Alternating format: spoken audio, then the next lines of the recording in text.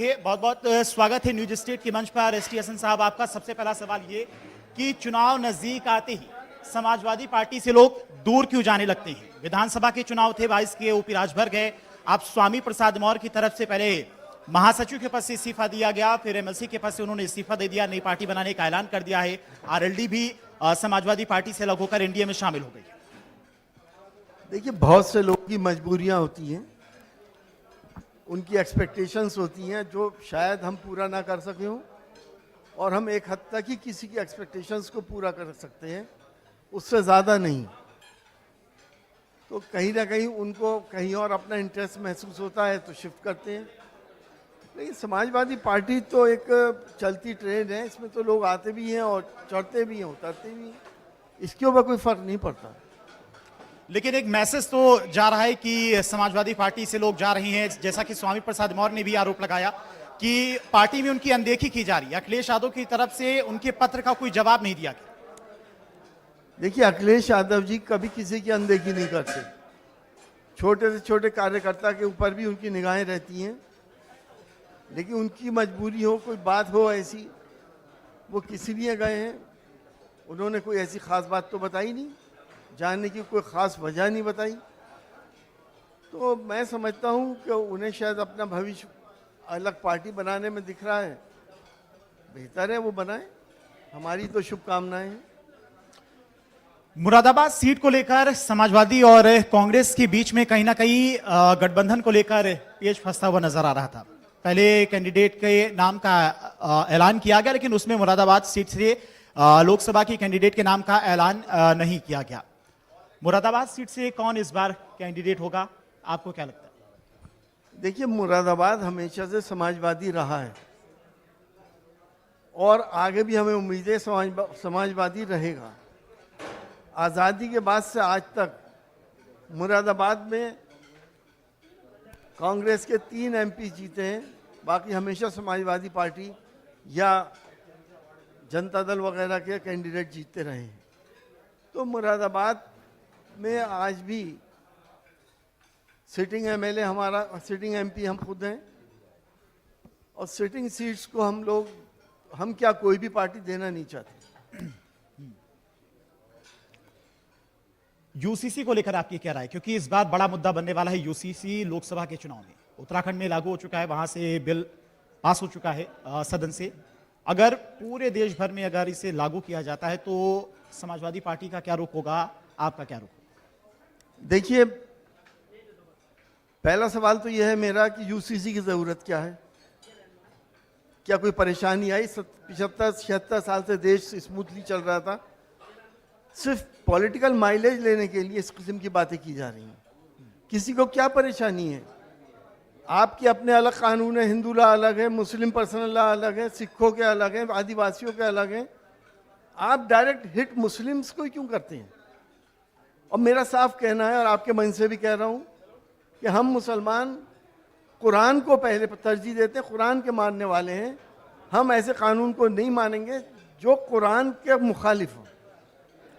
लेकिन उत्तराखंड में तो लागू कर दिया गया, वहां के जो मौलवी हैं वो खुश हैं। उसमें उन्होंने कहा कि ऐसे कोई बात नहीं है जो कुरान के खिलाफ हो। देखिए, वो तो खैर मौलवी हैं, लेकिन मैं मौलवी नहीं हूँ। लेकिन मुझे इतना मालूम है कि 1450 साल से इस्लाम अपनी महिलाओं को पैतृक संपत्ति में पूरा उनका हक दे रहा था। अब वो कितना दे रहा था, किसको, लड़के का कितना, लड़की का कितना, लेकिन देते थे, और आज भी दे रहे हैं। उसी हिसाब से हम मैनेज करेंगे कि लड़की को कितना कुरान ने कहा है उतना हम देंगे, लड़के को कितना कहा है उतना हम देंगे। मेरा तो सवाल ये है कि आपको क्या परेशानी हुई? आपसे किसी ने शिकायत करी क्या? आपको ये चेंज करने की, ये पॉलिटिकल माइलेज लेने की ज़रूरत क्या है? अब सियासत ऊपर उठनी चाहिए धर्मों से। कब तक धर्मों का सहारा लेके सियासत अपनी मंजिलें तय करेगी? विकास की बात करिए, रोजगार की करिए, महंगाई की करिए, व्यापार की करिए, कहीं आप वो बात नहीं करेंगे। आप ही के पार्टी के एक नेता थे स्वामी प्रसाद मौर्य, जो कि अब समाजवादी पार्टी छोड़ चुके हैं। वो विकास की बातें नहीं करते थे, वो सिर्फ सनातन धर्म की बातें करते थे। तब आपका कोई बयान उनके बयान के प्रति सामने नहीं आया था? देखिए, हम उनके बयान में शामिल बिल्कुल नहीं। हम किसी भी मजहब के मानने वालों की दिल आज़ारी नहीं कर सकते। इस्लाम का सबक यही हैगा कि किसी भी मज़हब को बुरा मत कहो। ना मालूम ऊपर वाले ने किस मज़हब के लिए कौन सी पद्धति रखी है, हमें इजाज़त नहीं है।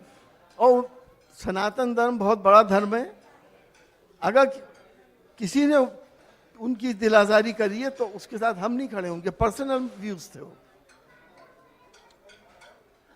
चुनाव पर आते हैं एसटी साहब।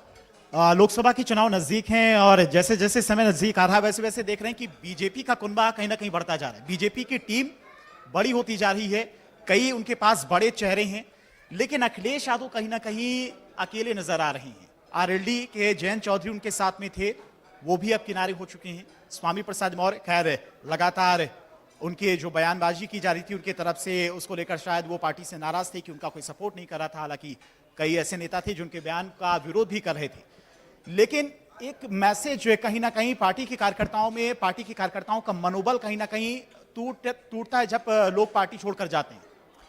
देखिए, ऐसा हरगिज नहीं है। बाहर से आए थे लोग, अलग, जयंत चौधरी साहब की अलग पार्टी थी, हमसे अलायंस हुआ।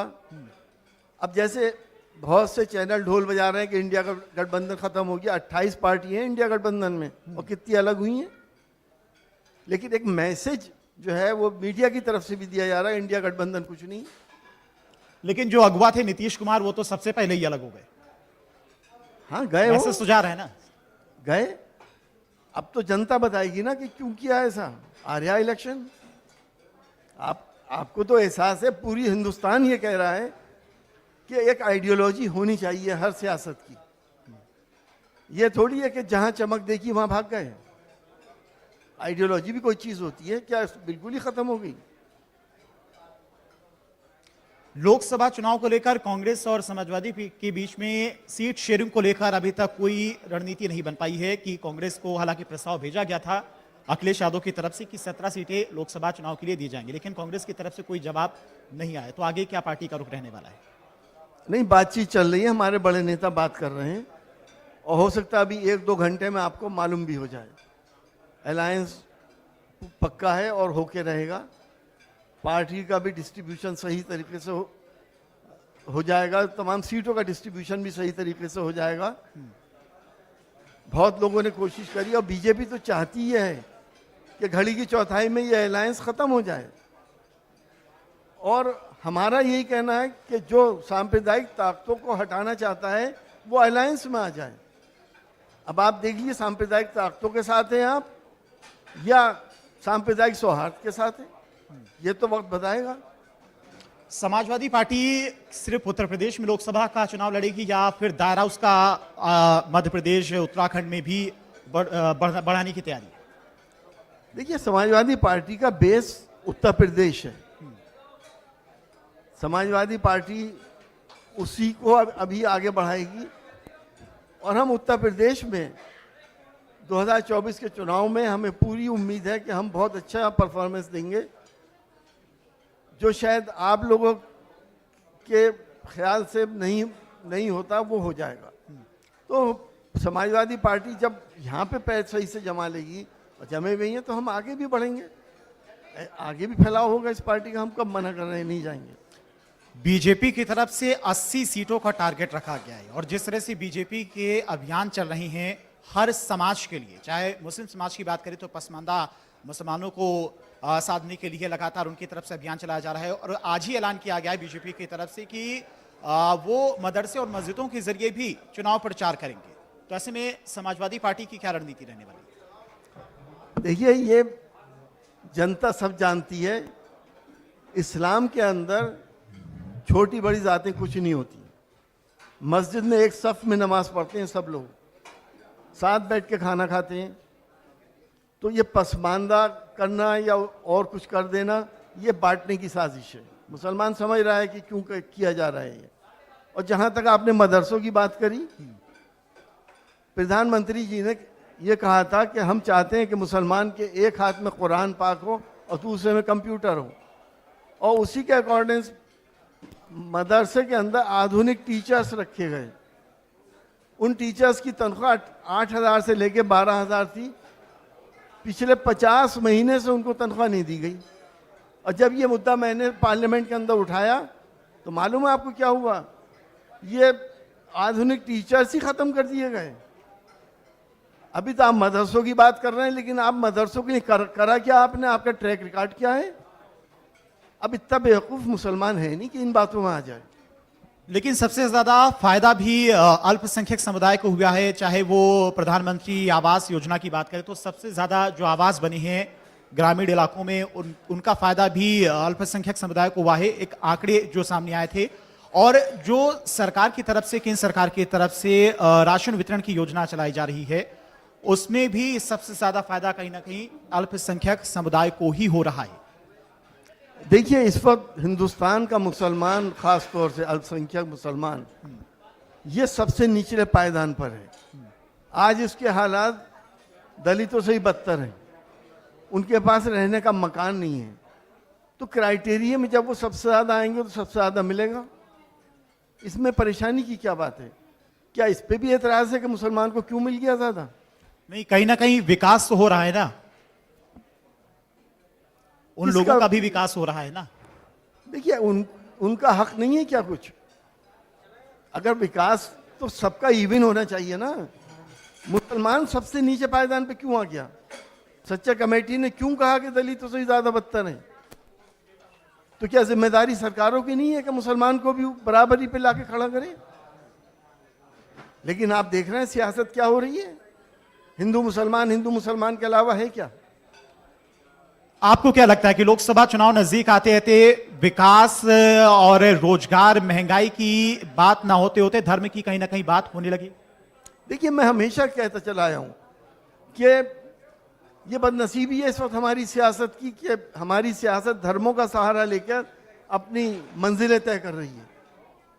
ऐसा नहीं होना चाहिए। 21वीं सदी में दुनिया कहां से कहां जा रही है। हम अभी उसी पुरानी डगर पे चल रहे हैं कि उसने ये करा था तो आज हम ये कर दें। तो ये सियासत बहुत हो चुकी है। बात करें यहाँ के गरीब की, बात करें यहाँ के विकास की, महंगाई की, किसान की। आज किसान का क्या हाल है? क्यों बैठा है बॉर्डर पे? क्यों आंसू गैस छोड़ी जा रही है उसके ऊपर? क्यों नहीं उसकी कोई बात सुनने वाला है? तो बात उसकी तो करेंगे नहीं। फार्मूला आसान है, हिंदू मुसलमान कर लो, वोट ले लो। सबसे बड़ी मुद्दा लोकसभा चुनाव में आपके हिसाब से क्या रहने वाला है? देखिए, मैं समाजवादी पार्टी का सिपाही हूं और समाजवादी पार्टी बेस मजबूत करती है देश का। और देश का बेस जब भी मजबूत होगा जब देश के अंदर सांप्रदायिक सौहार्द होगा। आज हम जैसे लोगों ने अपने देश को इस जगह पे पहुंचा दिया कि हिंदुस्तान की दो बड़ी आबादियों के बीच में बहुत बड़ा गैप पैदा होने जा रहा है। एक दौर वो भी था कि जब हम एक थाली में खाना खाते थे। हमने साथ साथ खून देकर अपने देश को आज़ाद कराया था। मंदिरों के तहखाने में हम एक तरफ नमाज पढ़ते थे, एक तरफ पूजा होती थी। आज आपने सियासत ने अब हमें कहाँ खड़ा कर दिया कि यहाँ मंदिर ना हो, यहाँ मस्जिद ना हो, यहाँ अजान ना हो, यहाँ नमाज ना हो। तो ये डिटोरिएशन नहीं है क्या हमारे समाज का? इसकी जिम्मेदारी माफ करना आप लोगों के कंधों के ऊपर भी है। आप चौथा पिलर है डेमोक्रेसी का। बिल्कुल, हमारी जिम्मेदारी है, उसका निर्वहन हम बाखूबी कर रहे हैं। और जो काम प्रदेश में वाकई में हो रहा है उसकी तारीफ बनती है। जो नहीं हो रहा है, किसानों का प्रदर्शन हो रहा है, तो किसानों का प्रदर्शन भी हम लोग कवर कर रहे हैं, दिखा रहे हैं कि किस तरह से किसान अपनी मांग रख रहे हैं। सरकार भी लगातार बातचीत कर रही है, हालांकि बातचीत सफल नहीं हो पा रही है। लेकिन चूंकि उत्तर प्रदेश की बात हो रही है एसटी साहब, तो लोकसभा चुनाव में 80 का टारगेट बीजेपी की तरफ से रखा गया है। और बीजेपी जब लोगों के बीच में जाएगी तो उसके पास बहुत से ऐसे टॉपिक है, बहुत सारे मुद्दे हैं। 370 आर्टिकल की बात करें, राम मंदिर की बात करें, यूसीसी की बात करें, ऐसे बहुत सारे टॉपिक हैं जिन पर लोगों के बीच में जाकर उन्हें बताया जाएगा। बीजेपी की तरफ से यह बाकायदा प्लान बनाया गया है कि ये बड़े फैसले सरकार में लिए गए। लेकिन जब समाजवादी पार्टी का कार्यकर्ता लोगों के बीच में जाएगा, क्या समझाएगा, किन मुद्दों पर समाजवादी पार्टी को लोग वोट करें? हमारे अखिलेश यादव जी का ट्रैक रिकॉर्ड देख के दें। जिस वक्त 5 साल वो मुख्यमंत्री रहे, उस वक्त विकास का सुनहरी दौर था उत्तर प्रदेश के लिए। मेट्रो किसने स्टार्ट करी, एक्सप्रेसवे किसने बनाए, हर तहसील को मुख्यालयों से 4 लेन में किसने तब्दील करा, बच्चों को कन्या विद्याधन किसने दिया, लैपटॉप किसने दिए, ये सारे प्रोग्राम मैं अगर गिनाने बैठ जाऊं तो बहुत कुछ है। पैसा तो उतना ही है, आज क्यों नहीं हो रहा है फिर? आज एक ही मुद्दा है, राम मंदिर, और कोई मुद्दा नहीं है जनता का। लेकिन लोग तो उसी पे वोट कर रहे हैं ना सर। लोग मेस्मराइज हो रहे हैं। और चलिए, मैं ये नहीं कहता कि आप लोग भी ज्यादा उसमें कंट्रीब्यूशन कर रहे हैं। राम मंदिर बन गया, मामला एक मुद्दा सेट हो गया, खत्म हो गया। ज्ञानवापी आ गया, ज्ञानवापी के बाद मथुरा आ गया, मथुरा के बाद ताजमहल और कुतुब मीनार भी होगा, दिल्ली की जामा मस्जिद भी होगी। फैसला सर, फैसला तो कोर्ट। ये सिलसिला कहाँ रुकेगा? देश को कहाँ ले जाना चाहते हैं? क्या इंसान को इंसान से डर लगेगा? ये वक्त आ जाएगा हमारे आगे आने वाली नस्लों के लिए।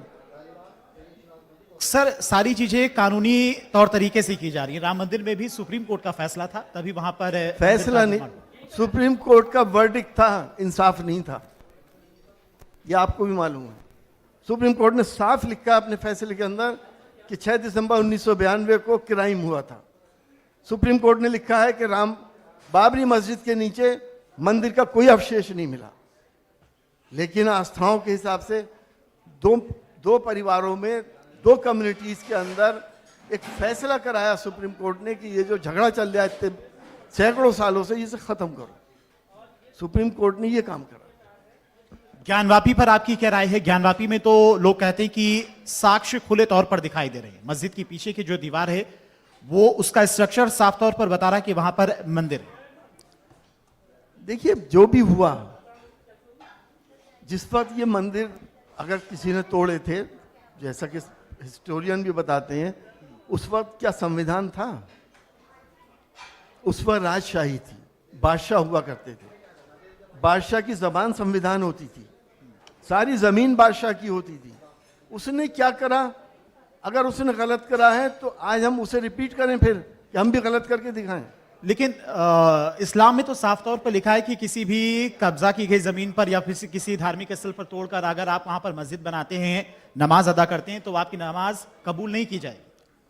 अगर मेरी जमीन पे आप अपना मंदिर बनाएंगे या मैं अपनी मस्जिद बना रहा हूँ आपकी जमीन पे, तो सही है। वो तो बादशाह ने करा था, बादशाह की तो जमीन थी, वो मंदिर भी बादशाह का था और मस्जिद भी बादशाह की थी।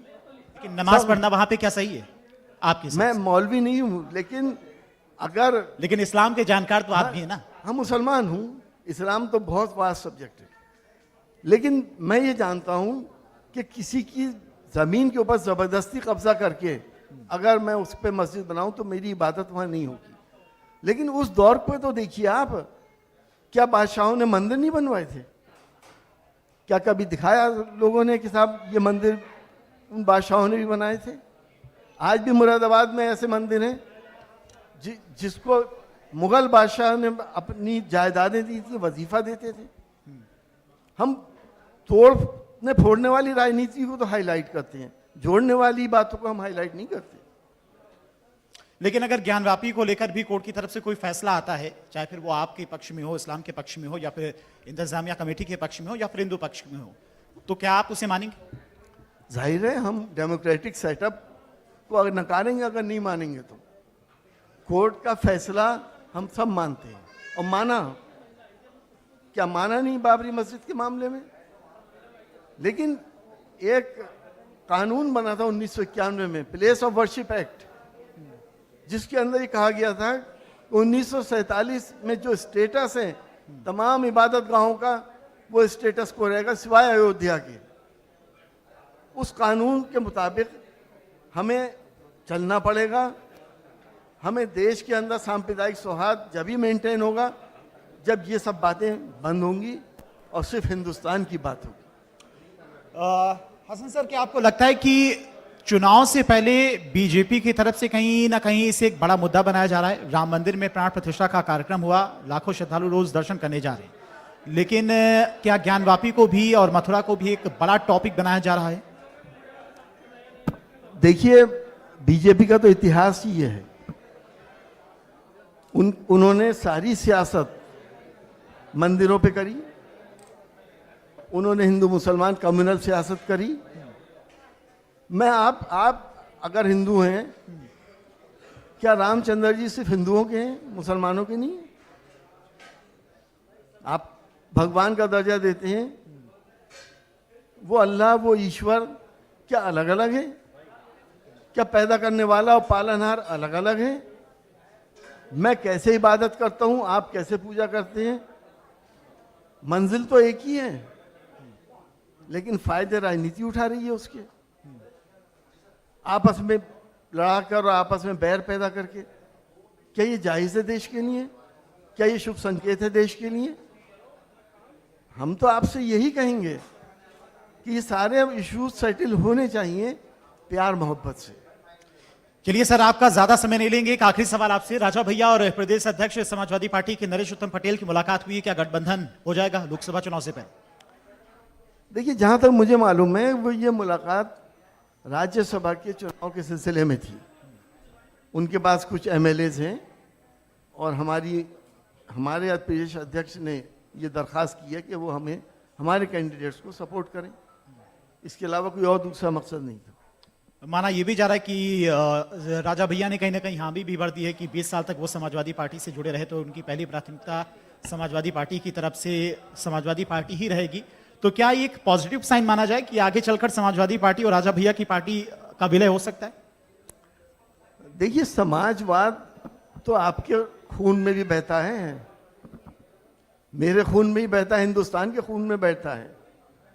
अल्टीमेटली हम सब समाजवादी हैं।